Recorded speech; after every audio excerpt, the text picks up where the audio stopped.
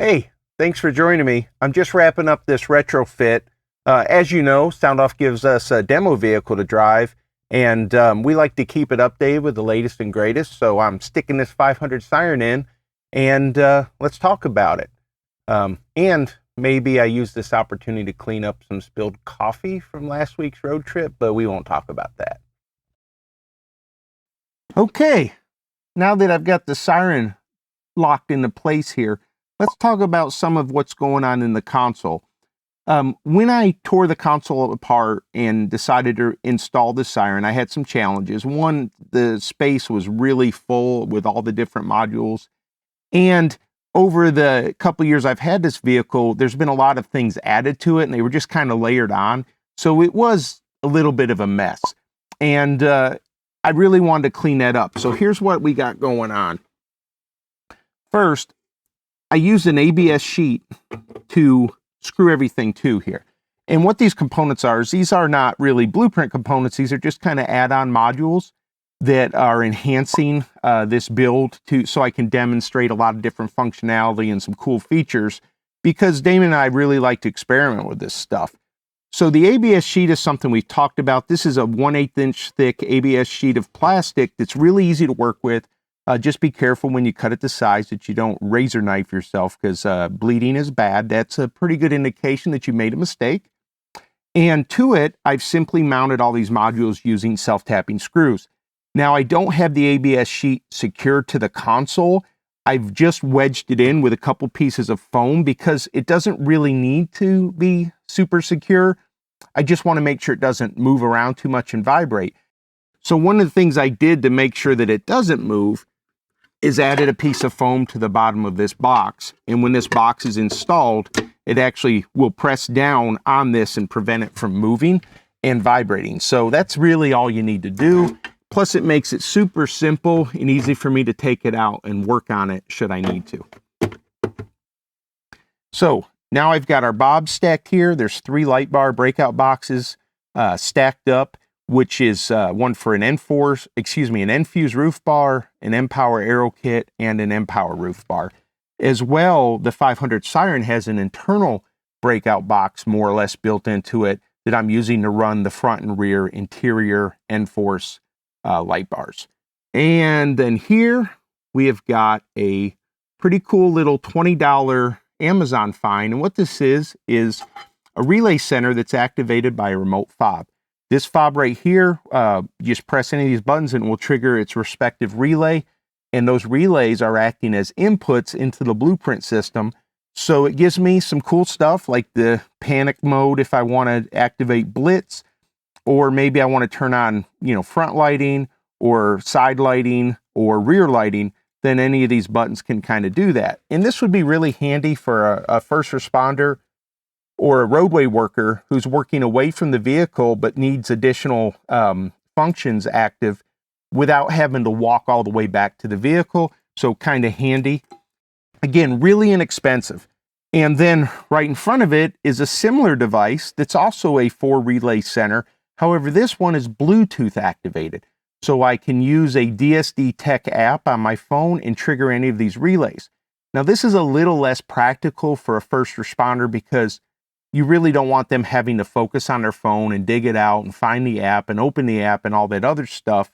However, if you're a sales guy or you're doing demos or in maybe some other applications, if you're running snowplows or whatever, this might be a little bit more practical. And it works great because like when you're at a trade show and you're trying to demonstrate a flash pattern or something, it's really easy to get out your phone and take care of it right there without having to walk back to the vehicle. Maybe you've got the doors locked because, you want to secure the stuff in there from everybody walking by. Here is a SoundOff Signal product. This is our SW800 series control panel.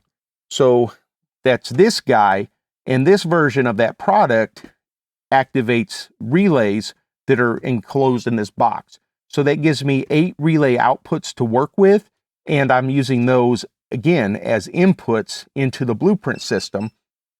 And all those products are inputting on these wires, which are all secured to this DIN rail. So let me talk about the DIN rail. DIN rails are very common in other industries. I see them a lot in traffic light control boxes when I used to work on those at the police department when we had to direct traffic. But they're common in a lot of electrical applications, and especially overseas, European type stuff.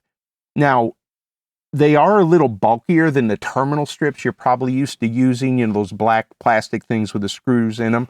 However, they're really modular. They mount to a standard rail, so they clip onto this rail that you can pre-mount and then wire your module and then clip it in place. And there are tons of options, like hundreds and hundreds of different things you can get, different size strips, modules with RJ45 connections, distribution, fuse modules, just no limit to what you can do with them.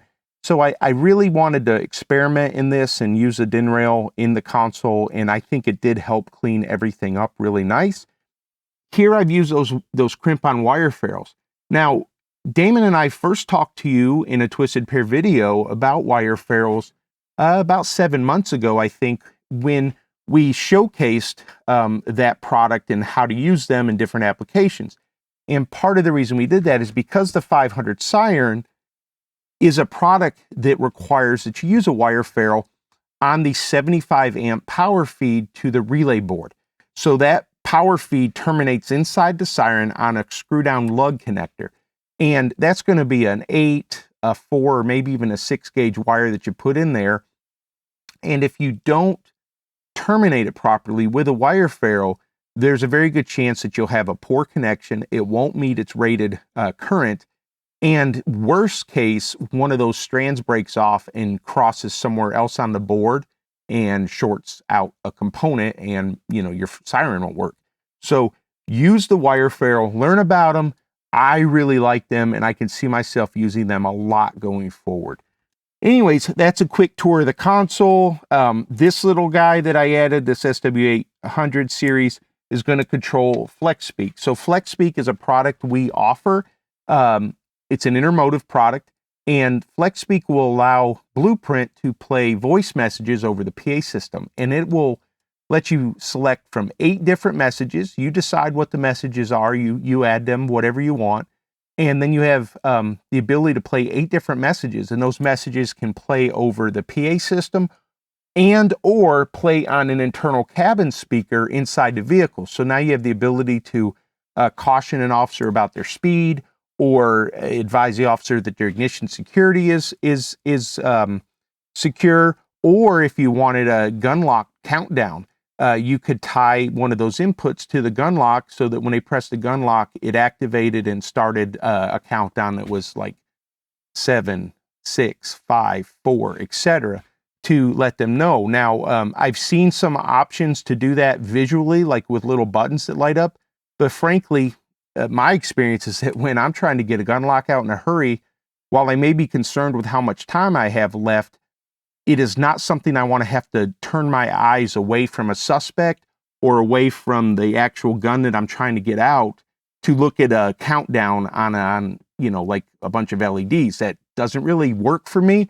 However, a voice countdown would give me some sense of how much time I had left without making me take my eyes off of something. So I think that's a better option. Anyways, this little SW800 is going to give me the buttons I need to activate those messages independently. As well, some of those messages I'm going to trigger automatically with Blueprint. So anyways, thanks for joining me here. A lot going on at the SoundOff Signal Skunkworks East location, otherwise known as my garage. And I've spent a few days going over this when I had time and making everything as clean as it can be. And I hope you like what you see. Well, there you go, guys. Thanks for tuning in to another Twisted Pair episode. I hope that you got something out of that little console overview, that some of those tips or tricks or even the products are something that you can use. The great thing about Blueprint is we don't have to make every component that you install using the Blueprint system. Anything you want to get, anything you want to try that's 12 volts and generally suited for automotive application, you can probably make it work. And hey, tip, that includes toasters and microwave ovens that you might find at the truck stop. So just saying. Anyways, stay tuned for more Twisted Pair content. And if you haven't checked out the 500 Siren, be sure that you do.